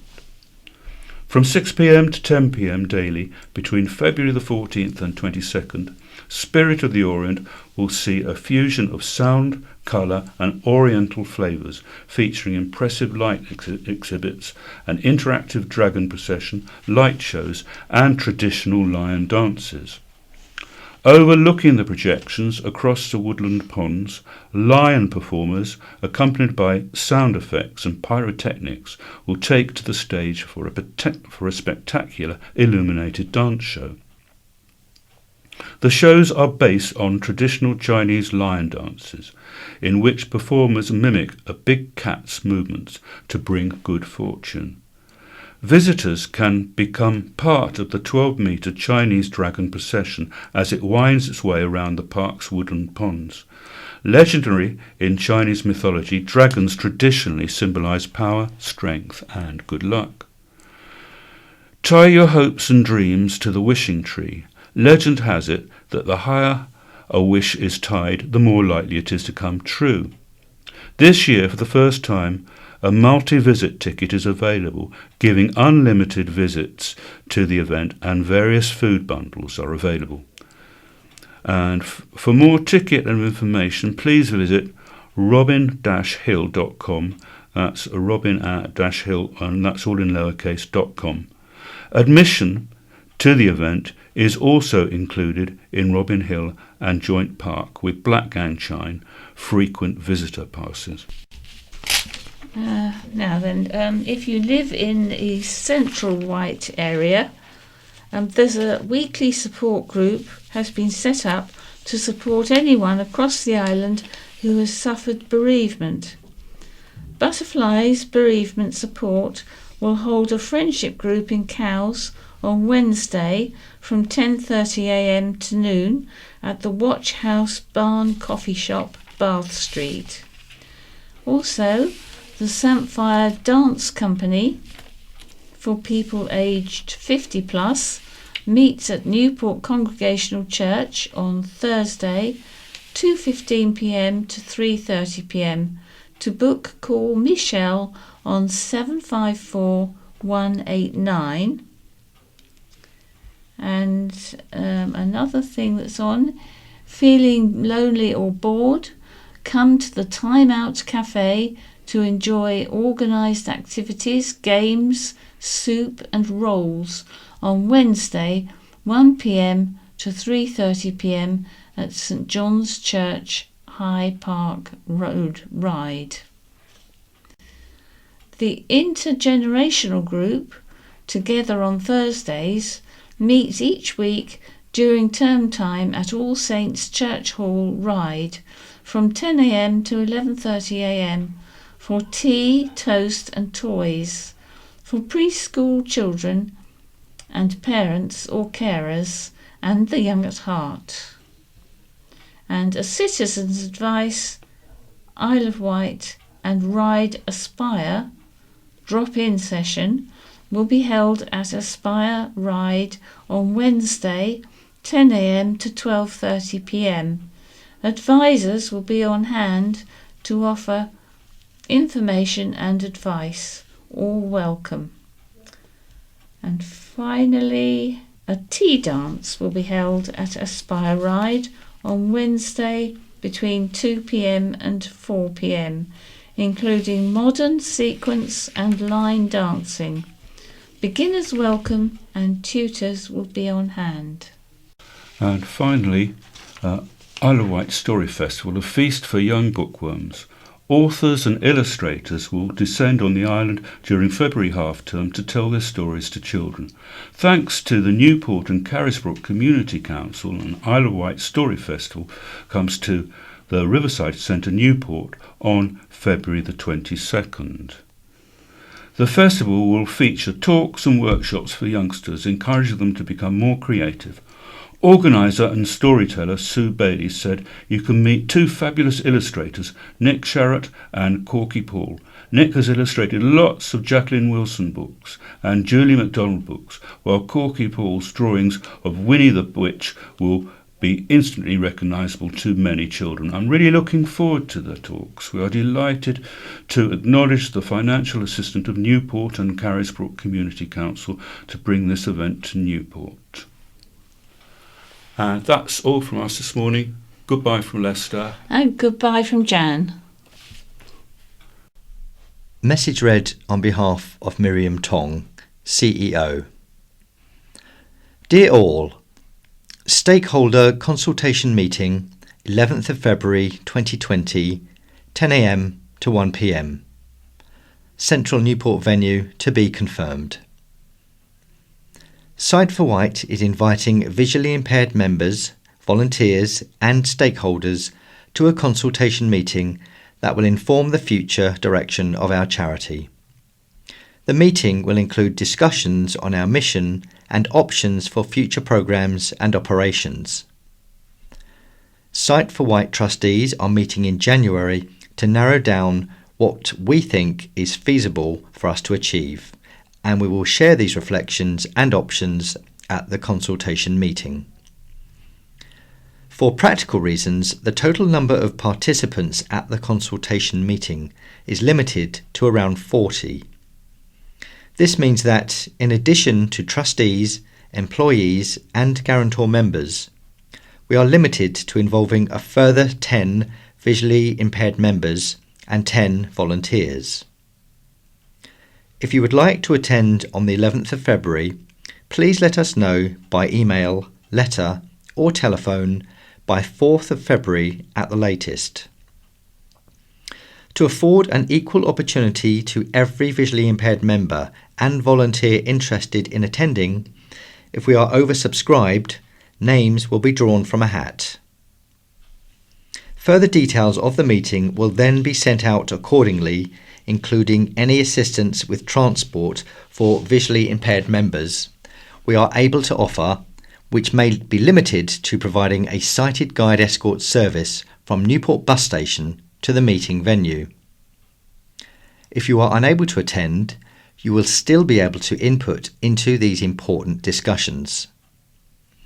If you would like to make any suggestions or observations for consideration whether or not you are able or hope to attend in person, please let us have your reflections by the 4th of February at the latest, again by email, letter or telephone. Please ensure emails are sent to enquiries@iwsb.org.uk. Please mark emails or letters with consultation meeting in the title so we can readily identify them. For those wishing to contribute by telephone, Member Services Assistant Sue Young will be manning the phones for this purpose on Tuesday the 28th of January from 9:30am to 3pm, and again on Tuesday the 4th of February from 9:30am to 3pm. We will subsequently share recommendations from the consultation meeting via our weekly talking news service and our quarterly newsletter. In the meantime, may I take this opportunity on behalf of everyone at Sight for Wight to wish you a joyous festive season. Yours sincerely, Miriam Tong, CEO. A message from Terry Mitchell. Miriam Tong, our CEO, has asked us to postpone the questionnaire until after the important meeting on February the 11th. We'll give you details after then. Silent Nights by Roy Perry, read by Michael Maloney. Alan Wilberforce Ward had learnt about hang gliding when on holiday with his parents at Rossilly at the end of the Gower Peninsula in West Glamorgan, Wales. After a few days, he had become skillful enough to ride the wind and swoop about 100 metres outside the windows of the hotel room, much to the surprise of his parents. Back home, the family considered the lad's future. "What would you most like to do?" asked his mother. "I would love to be a spy in the sky," was the reply. "You've been watching too many James Bond movies," said his father. Alan decided to enlist in the British Army. After some tough square bashing, he was selected for advanced parachute training.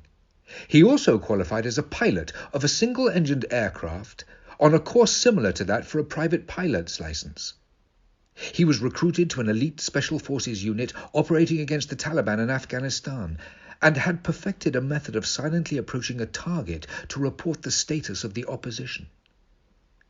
On his second tour of duty, he was scouting enemy sites in Baghlan province, soaring in a special hang glider above a wild river, when he was suddenly aware of the zing-wee of high-velocity rifle rounds.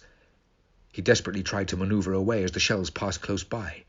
A round found its target with a zing thud. He had been hit in the right thigh. Still able to maintain height, he did his best to put distance between himself and his attacker. After a few minutes, he realized that he was losing height. Perhaps a round had deflated the wing. Soon he felt long grass and was able to put down on the riverbank. He hurriedly dialed in his coordinates and felt his thigh. It felt serious. Looking back, he could still see Tracer arcing into the sky, probing for him, but moving away. 30 minutes later, the whoop-whoop of helicopter blades was heard, and soon a Wessex machine was hovering over him. A man descended on a line and gathered up Alan with his craft and all the kit before raising it to the wide-open door. They sped off low and fast. His wounds were treated at a camp medical centre, and then in a Kabul hospital.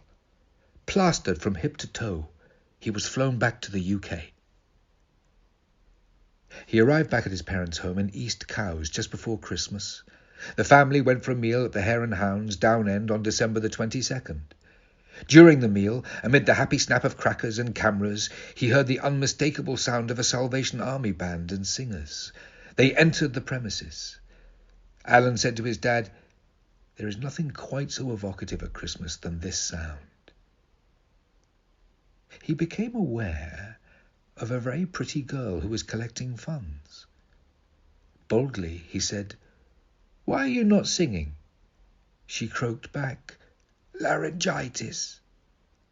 Completely smitten, Alan wrote a quick note asking for a date. To his total surprise, she nodded and wrote a phone number and her name. Alice. "I'm in the army," he stuttered. "So am I," she mumbled, waving her tambourine. He had been experiencing flashbacks and was diagnosed as suffering with PTSD. Alan spent a long leave receiving treatment. During this time, he met Alice's family, proposed marriage, and was accepted. The pair were wed in October and set up home in rented accommodation on the island. Soon, Alice was expecting their first child. As part of his treatment, he had been advised to get back in the air, first in an aircraft. He was contacted by the Hampshire Constabulary, who were looking for pilots who could undertake surveillance missions over streets busy with revellers at night.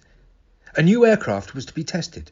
The Edgeley Optica was powered by a ducted fan engine. Its fully glazed nose was like that of a helicopter. The machine could act as an aerial observation post and was equipped with infrared cameras and a powerful searchlight. Alan and a colleague flew undetected over Newport, Ryde and Shanklin during the pre-Christmas period, linked by radio to police on the ground.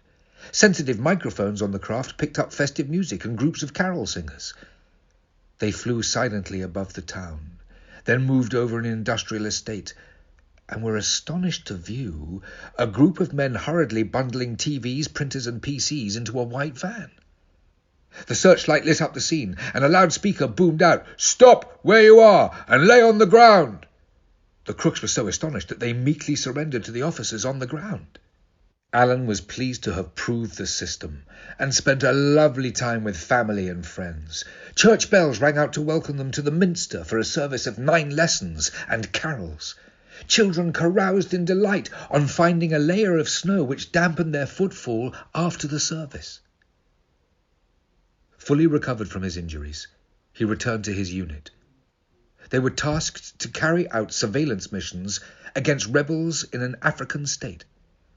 Alan's equipment consisted of a blacked-out hang glider with him suspended below. He was able to take advantage of the steady wind which blew towards the cliffs and could fly back and forth alongside them for long periods. They were to seek and destroy 2 groups who were sheltering outside their cave homes one moonless night. The rebels were gathered round a fire on a plateau outside the cave eating a meal when Alan and his colleagues struck. Silently gliding towards the scene, they launched a series of phosphor grenades into the caves. The insurgents fled down trails into the jungle but were captured by local ground forces. The brightly lit scene reminded Alan of fireworks night and Christmas lights. After his tour of service, he returned to his home but was soon approached by the commander of the local Coast Guard unit. The man knew of Alan's special skills and asked him to help with a problem that was becoming increasingly serious: drug trafficking. It appeared that a group of well-organised smugglers were planning to take advantage of the festive season to land a haul of contraband somewhere along Sandown Bay. These operations had been observed on moonless nights when confusion was caused by a few gaily lit private boats which cruised offshore, adding to the illuminated spectacle on the land. Alan accepted the task and requested that his special hang glider be made available to the Coast Guard. The request was eventually, and rather grudgingly, approved, and a secret special base was set up on the cliff at Lake. Extra equipment in the form of a throat mic, infrared scanner were added. The first night with no moon was perfect for a test flight. Alan launched himself off the cliff and was able to stay aloft for a couple of hours as he flew silently and undetectable down to Luckham Headland and back. It was December the 23rd, and he was amazed at the sight and sounds made by revellers on the esplanade, in the streets, and he could even hear carolers as they stood in the cold awaiting some remuneration. "Oh, little town of Bethlehem" could easily be heard. The next night was also moonless, and he received a message from the Coast Guard that a ship had moored 1 mile out to sea opposite Shanklin. It was only displaying small navigation lights. Shortly after midnight, Alan was launched from Lake Cliffs and was able to fly noiselessly down the coastline to the south. He was kept in constant radio touch with a controller. At about 2:30 a.m, he was warned that 2 small inflatables had been launched from the moored ship. Time for action. Alan ghosted down towards Shanklin Chine, at the bottom of which stood the appropriately named thatch-roofed Smuggler's Inn. He turned on his infrared detector and soon picked out 2 objects speeding towards the shore. He quietly raised the alarm and noted with pleasure that Coast Guard and police units were stationed in the inn, in nearby beach huts, and on the cliff top. Alan hovered over the intruders as they beached the dinghies, then pressed a switch which operated the spotlight to illuminate the scene. The crooks were quickly rounded up and arrested. The drug haul was of high-quality cocaine. In a parallel operation, officers on a Coast Guard cutter detained the mothership before he could escape. Alan found that the wind had picked up and become more turbulent, so he headed for a landing point on the Shanklin cliff top. Alan was tired and cold. He peered ahead and spied a ghostly image. The sound of jingle bells filled the air. He made out the shape of a sleigh loaded with gifts on which sat a white-bearded man in a red coat. It was apparently drawn by a reindeer. Can it be true? Was it really Santa? Suddenly, a gust caught his fragile craft, which collided with the tower of the cliff lift and was sent spinning down into the car park. For Alan, the lights had gone out. The off-duty policeman with his pony and sleigh was shocked by the dark apparition which had swept in, but he made a call for help. Alan had been protected by his helmet and the padded bag round his body. Rescue was soon at hand, and he was carefully released, placed on a special stretcher, and conveyed by ambulance to St Mary's Hospital. He had not suffered any major injury, but remained unconscious until midday on December the 25th. He opened his eyes, saw his wife and children gathered by his bed. A choir had entered the ward and was singing "Hark the Herald Angels." "What's that noise?" he asked. "It's the sound of Christmas," came the happy reply. Thus ended the final surveillance task for Alan. Back home he found a message from the army. He was to be pensioned off, as his tasks were to be replaced by a drone. BBC Sounds. Music, radio, podcasts. Good evening. Most blind travellers would say the talking bus has been a great leap forward. But tonight we ask, when will it be universal rather than in just a few select places? And the challenges of reading to your children when you're blind. The first three, no bother, they were happy for me to make up stories at bedtime, so no worries. But number 4, Isabella, when she got to about 4, wanted them to be word perfect. So I was looking around and came across this app. I met the small daughter test. So we managed to get through like the Railway Children and a few other books. And we'll be finding out about that app and how a persistent daughter revolutionised her dad's ability to read. But first, a little over a year ago, the UK government launched its inclusive transport strategy. The aim to improve public transport accessibility for disabled passengers. Buses account for over half of all public transport journeys, and the government is now stumping up £2 million to provide audio equipment on more buses.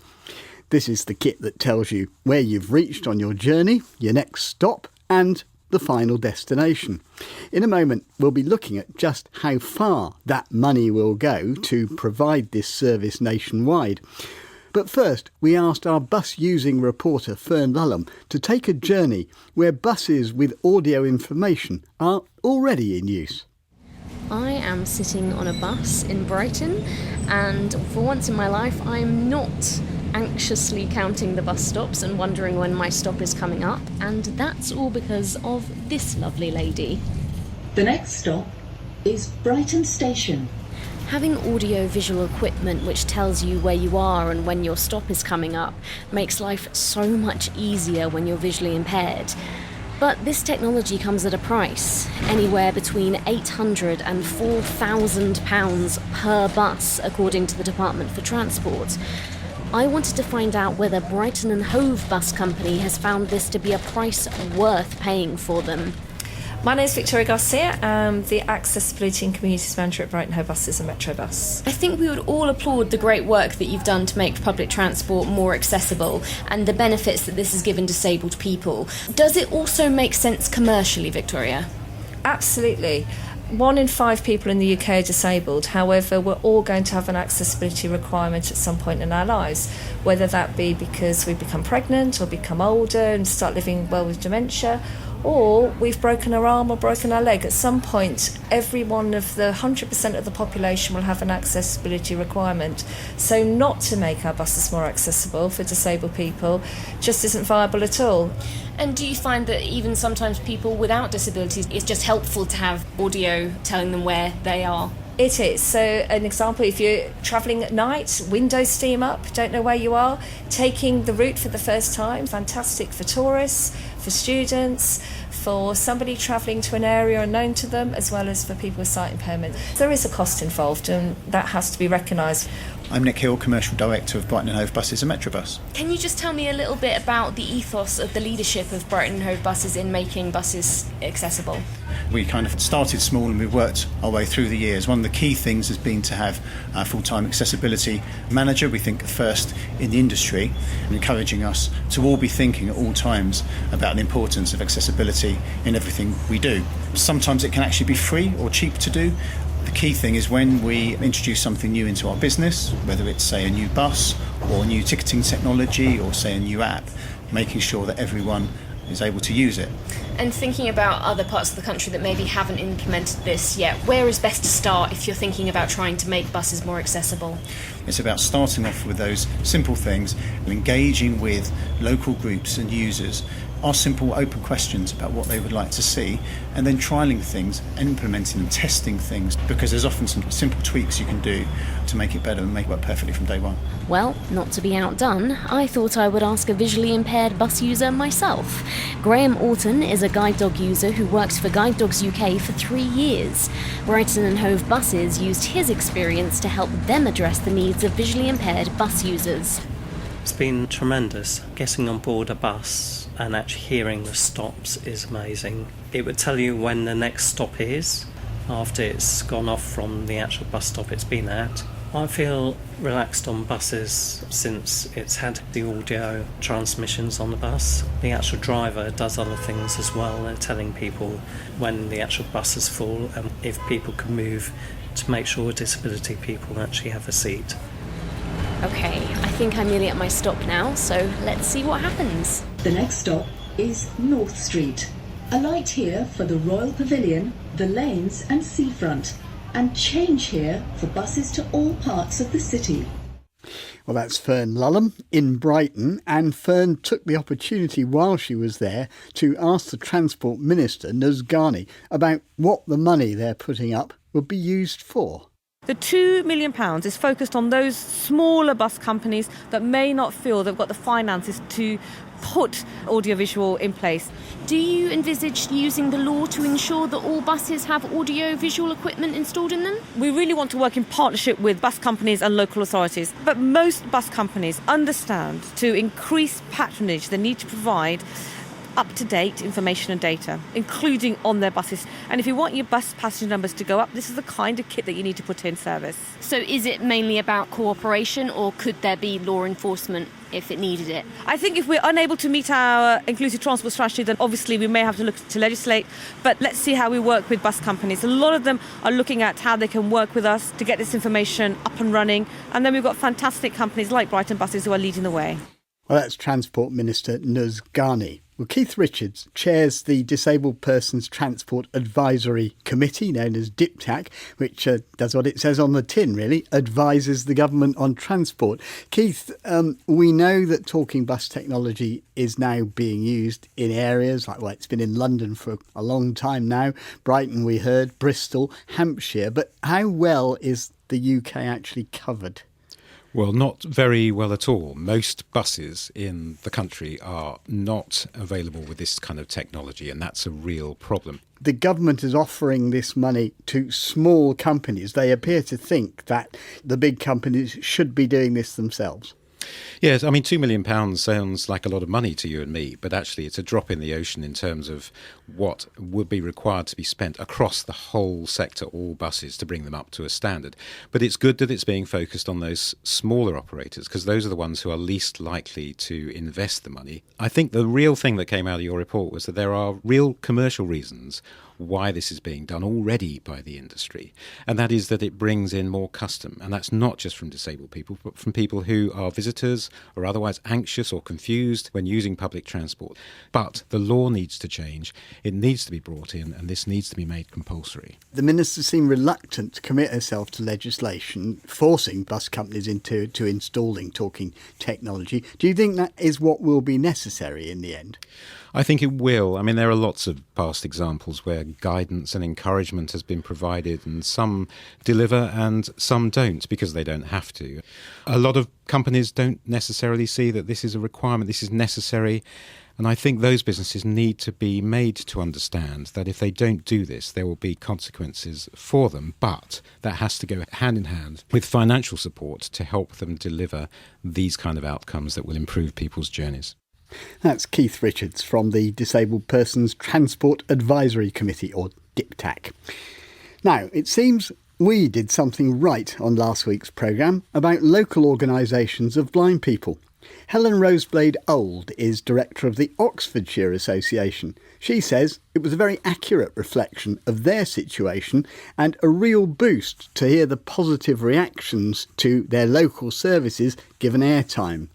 Meanwhile, Maura Kopenicha Reynolds works for the Dorset Blind Association as a community support worker.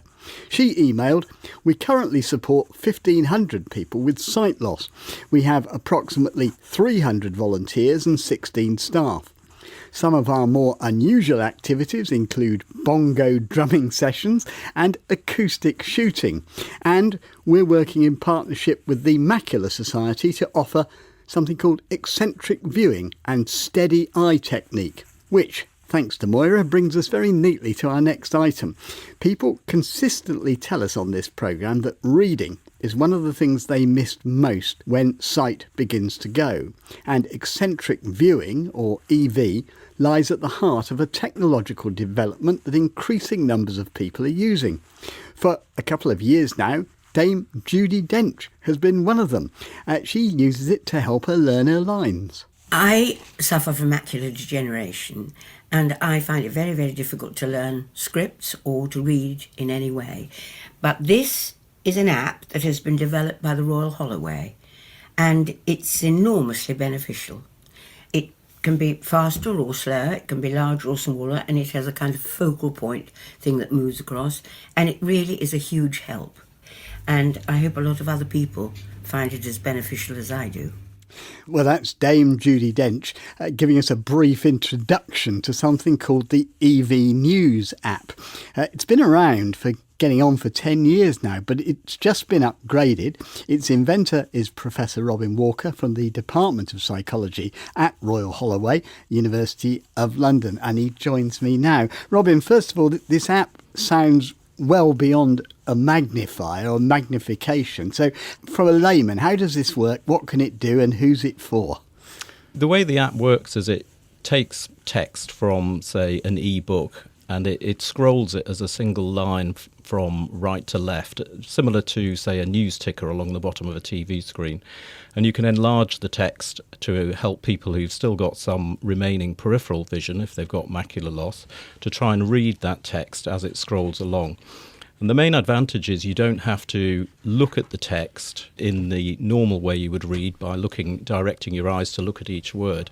You can try and read using something called eccentric vision or eccentric viewing, which is to try and direct your gaze slightly away from the text and hold your gaze away from the text and let the text scroll past. The app allows people to change the size of the font and also to control the speed that it is scrolling at. So is it almost as if you don't move your eye, your head as much? It follows you rather than you following it? That's exactly right. The idea is rather than you follow it by moving your eyes along a line of text in the normal way, you try and hold your gaze using something called the steady eye technique.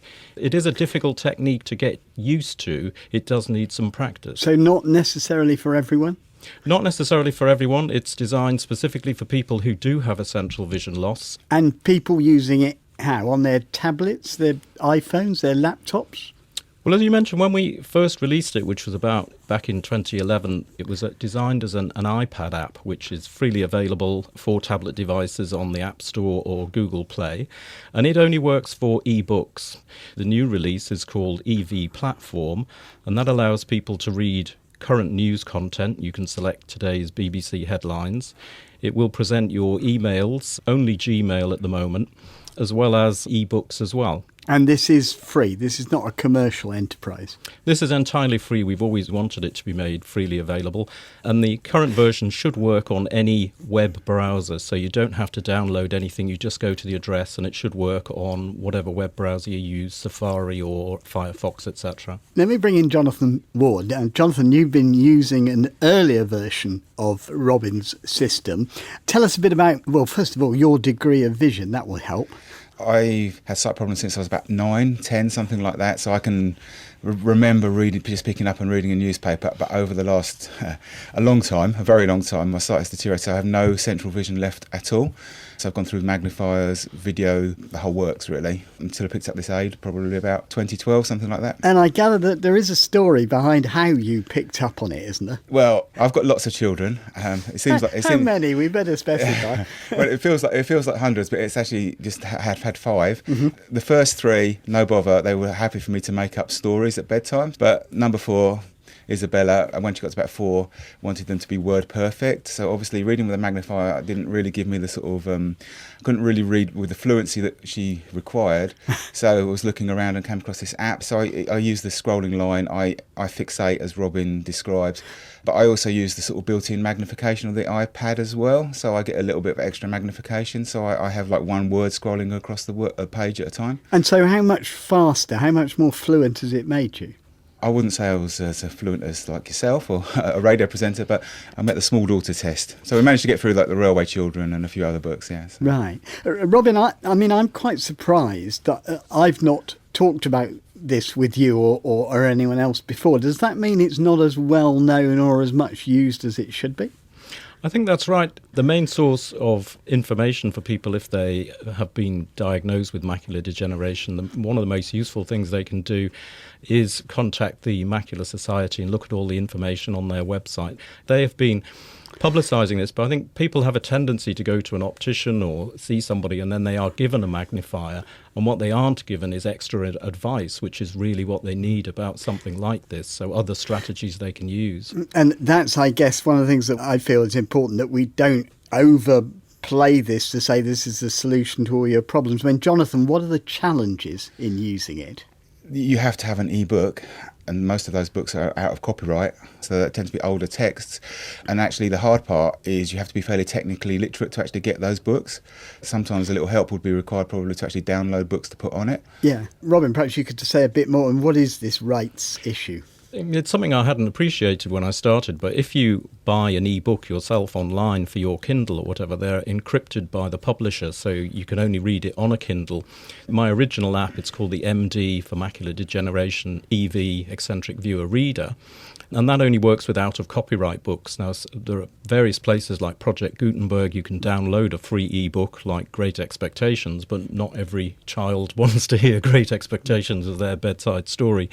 So there is this issue pass the Isabella test. So there is this issue of content, and that's why we've released EV Platform, because it does allow today's news. You can use it on your iPad, you can tap on the headline, and then the headline will scroll in as a single line for you. Getting your Google email account on is a little bit tricky. We tried to add some help video guides to get people started. There's also a free text Dropbox, so if it's just a small amount of text, you can do copy and paste, and then it will scroll it for you as well. So EV Platform sort of combines these things. There's also an e-book reader there if you get yourself an out-of-copyright EPUB document. So, Jonathan, where are you getting most of your books from? And do you use it as a leisure device as well as simply reading to your children? I don't. And, why not? Well, it is, I guess for me, I've probably over the years moved towards audiobooks, and I use a lot of speech technology because it's quick and fast. I use it more as a work tool now because I've actually learned how to drop in notes, and so if I was chairing a meeting or something like that, or had to remember something, so if I was doing a presentation, then I would actually put the notes in so I could actually read to a group of people, key facts. The memory's not so good now, so it's really useful for reading key facts and giving presentations, that sort of thing. Right. You see, listening to this, I'm thinking, Robin, about the great majority of, for example, Macular Society members, or indeed people with macular degeneration who aren't members, who are older, are facing this for the first time, unlike Jonathan, who has been visually impaired for a long time and knows his way around the technology. How difficult would it be for them to make use of this? I think the thing is it requires a little bit of practice. Sometimes people might have a tendency to give up reading altogether, and this can be a tool to allow people to learn and practice using this technique, eccentric viewing, for reading in other ways. That's Professor Robin Walker, and you also heard Jonathan Ward there. You can find the link to the EV platform that they were telling us about on our website, and we also have a link on the website to the Macular Society. And do tell us if you've found this sort of technology user-friendly or something that maybe isn't for you. And that's it for today. You can leave messages with your comments on 0161 836 1338. You can email in touch at bbc.co.uk, or you can go to our website, bbc.co.uk/in touch, where you can download tonight's and many other previous editions of the programme. From me, Peter White, producer Mike Young, and the team, goodbye.